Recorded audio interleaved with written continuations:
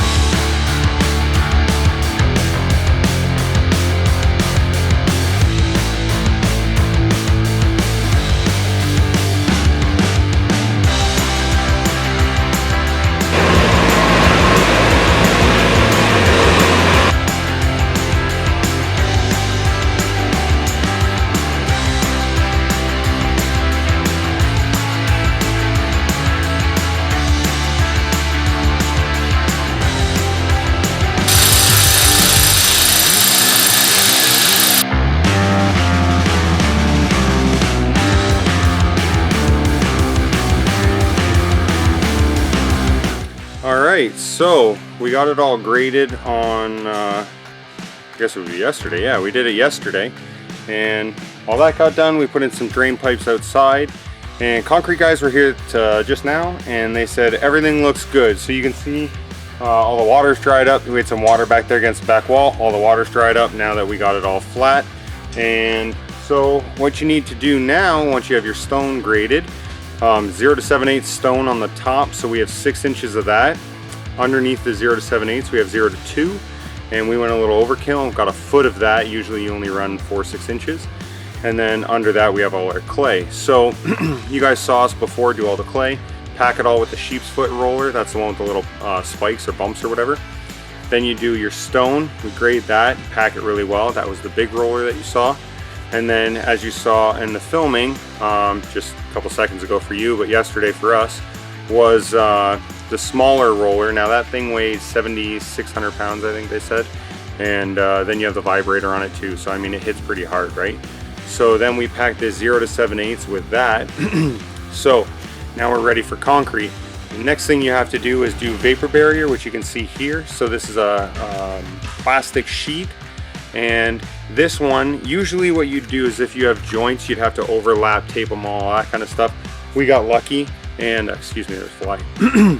We got lucky, and we found a sheet that was one size for our whole building. So we don't have any joints to try and tape. We don't have any holes we got to fill, nothing like that. So what we're going to do is pull this all the way out. As you can see, we just started pulling it out now. We're going to pull that all the way out, and we cut it around each one of these columns here as they protrude out into the floor. So we'll cut that, get that thing set, and then we have sheets of wire mesh. So this is a number 6 wire, that's the diameter of the wire, and a 6 by 6 inch square.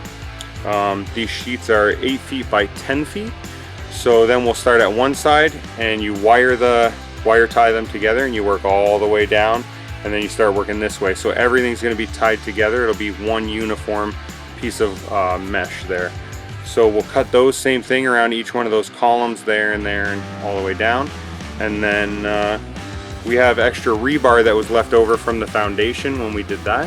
So we have some 5/8 diameter by 20 foot long sticks. There's 27 of those, and then we have, I think, 12 10-foot chunks. So we're going to set that on top of the mesh, and we'll wire it on, and then that'll just make the floor that much stiffer, hopefully right beside the doors. We're gonna kind of overkill it there, so when you pull on and off, or you're pulling in and out of the shop throughout its life, it doesn't want to crack off there.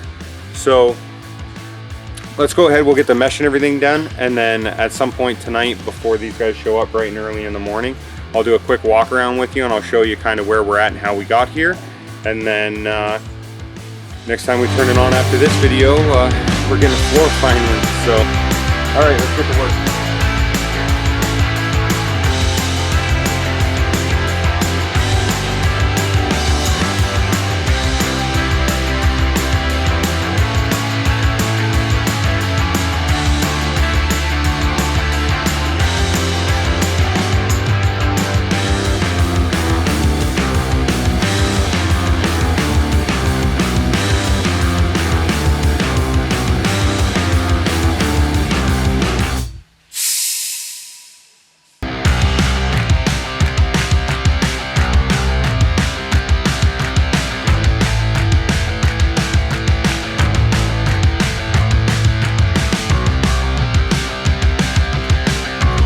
right, let's look real quick at what we have here. So most people run an expansion joint.